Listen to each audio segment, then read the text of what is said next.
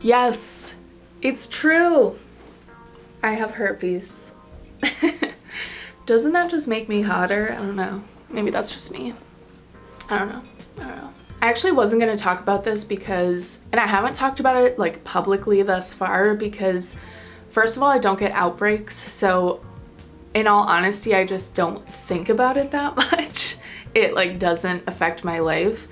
And secondly, I feel like I have so much to offer, and I didn't want to be pigeonholed as like an advocate or a spokesperson for herpes, which a lot of people choose that path and it's great, but I've just heard other people who talk openly about their herpes or STI in general build their audience based on this one thing and then feel like they can't really expand beyond that or they'll lose their audience. But when I was in a place where I was struggling with my diagnosis, I looked to people like myself who were self-embodied and confident and really took ownership of their status. I looked to them for inspiration, and so I was like, you know what?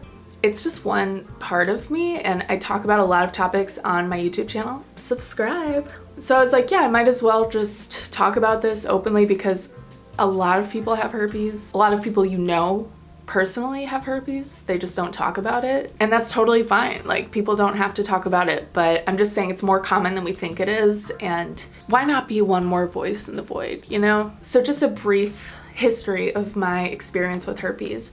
I contracted it the very first time I had sex, so that was super fun.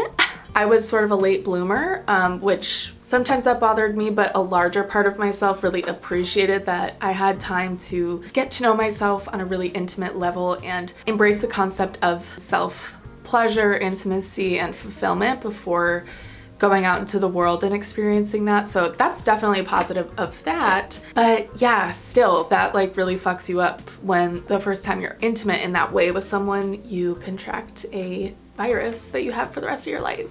I learned of my diagnosis at urgent care. So the physician assistant told me that they took a swab of my situation and tested it. It tested positive for HSV2 because it was on my genitals. And I didn't know much about herpes before that because I had a few cold sores growing up just as a kid because both my parents had cold sores, and I didn't realize that it was something that A, a lot of people get, and B, is a form of herpes that primarily likes to be on your face, which is known as HSV1. So anyway, I was learning all this new information about it, and I left and I was like, okay, this is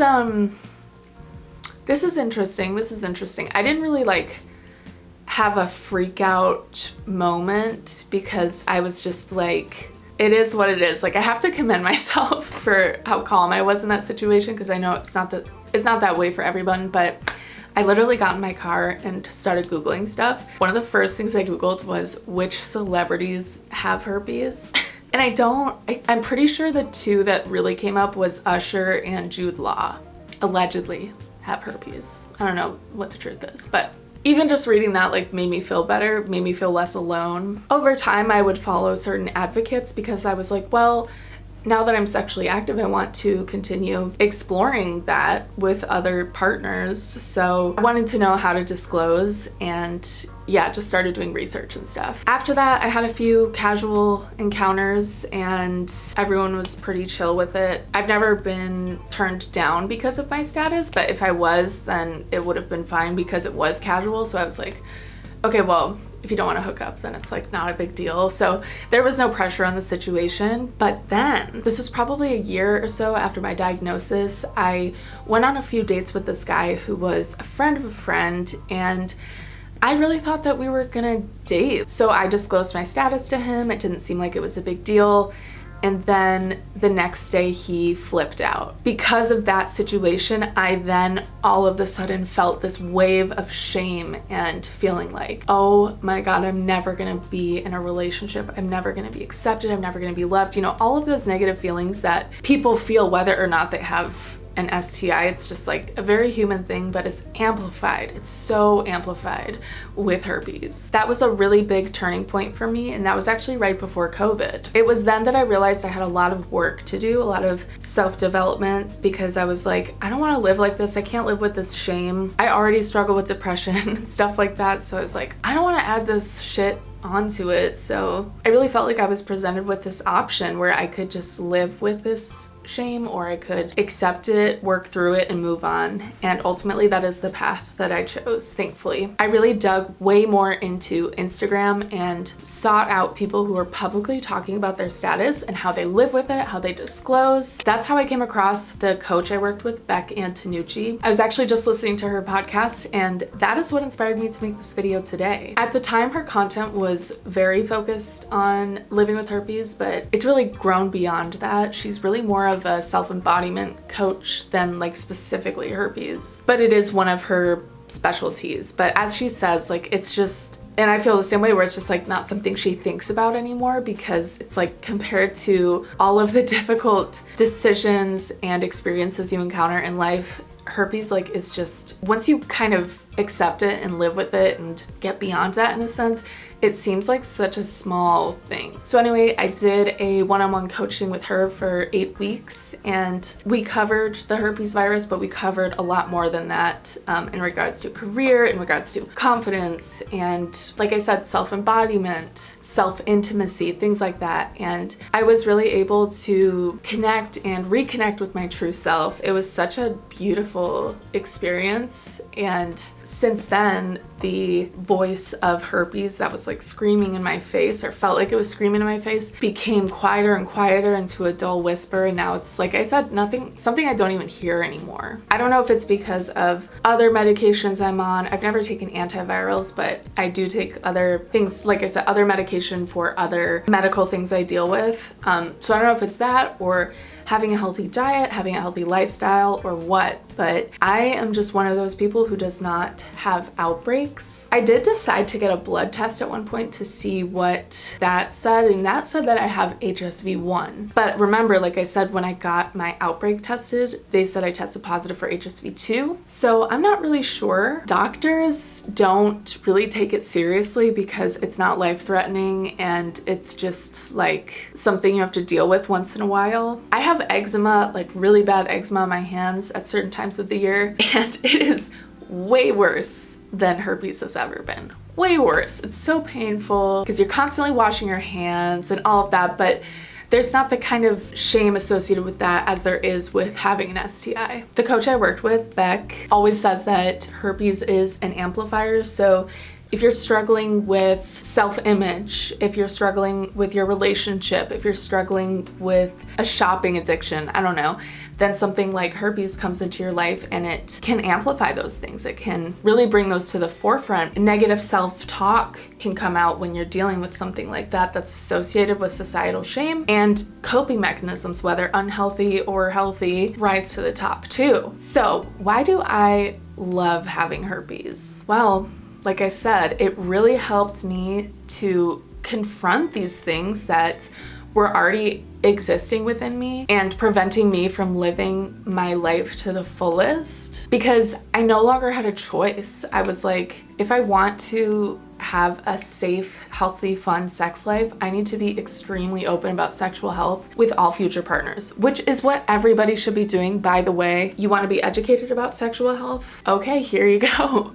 Now you have to be educated. I really liked that about having herpes. Also, I was doing, like I said, all this research on it and following all these activists, and I started to feel like I was part of this exclusive club of these really sick people, like people who were living their most authentic lives. And I was like, that's me too. I can guarantee that I would not be sitting here today being so vulnerable, regardless of the topic, if it hadn't been for herpes. So it presents an option. I could have crawled into the dark corners and buried down my shadow, disregarded these dreams and goals that scared me. Instead, I was like, yes, I contracted this virus, but it's not life-threatening, and anything can happen at any moment anyway. So thank God this is not something that's going to honestly really affect me in any physical way, like I said, because you don't have outbreaks. But even with outbreaks, once you get through those, I mean, life just goes on. I accepted the worst case scenario, which was, oh my God, what if everybody finds out about this? Oh, okay, what if everybody finds out? So, what I have found that with herpes, when I disclose it to people, whether their sexual partners or friends, people tend to feel like they can be more vulnerable with me. And something that I love so much about life is connecting with one another. It's a gift that I've always had, and herpes has actually improved that in my life. It's reminded me too that I'm so much more than my body and the things that my body deals with. You want to talk about a disorder that really affects my life? Let's talk about PMDD, okay? That episode will come out in the future. I do want to talk about that, but that shit fucks me up. It does. So herpes is just a reminder that everyone deals with things, and everyone has things that they feel make them unlovable and unworthy. But the truth of the matter is, all of us are lovable, okay? All of us are worthy. Once I accepted that about myself, I feel like I just emanated this magneticism, confidence, and self-embodiment and vulnerability. It really disarms people. And so, like I said, the way that I connect with people post-diagnosis, I feel like is on such a deeper level, because people can see that I'm not judging myself, therefore I'm not judging them. Do you see what I mean? Like, every human that I encounter is so worthy and beautiful, and my hope is that what people glean from those encounters is that they are first and foremost worthy of their own love. Because at the end of the day, something like an STI diagnosis will help you see that what you struggle the most with is not lacking in something external. It's a lack of providing yourself something that is inherent to you, denying yourself the love that is your birthright. Having herpes for me helped me see that. Beck also says that herpes is a gift in really strange packaging. Again, also so true. My belief system is a version of everything happens for a reason. I don't like to say that with my full chest, because there are inexplicable things that happen in life, but it's one of those things that you have a choice. You're presented with a choice. You can look at something and be like, wow, that's a really shitty situation. I deserved that. Or you could go, that's a really shitty situation. Guess it just is what it is. Or you could be like, that's a really shitty situation. What can I learn from this? What is this challenge going to teach me, and how can I come out on the other side? So that's the viewpoint that I have chosen. I'm not saying it's right. I'm not saying that's what you have to do. I'm just saying that's what I've done, and that's what helps me deal with things that life presents to me. These situations are opportunities to get closer to yourself.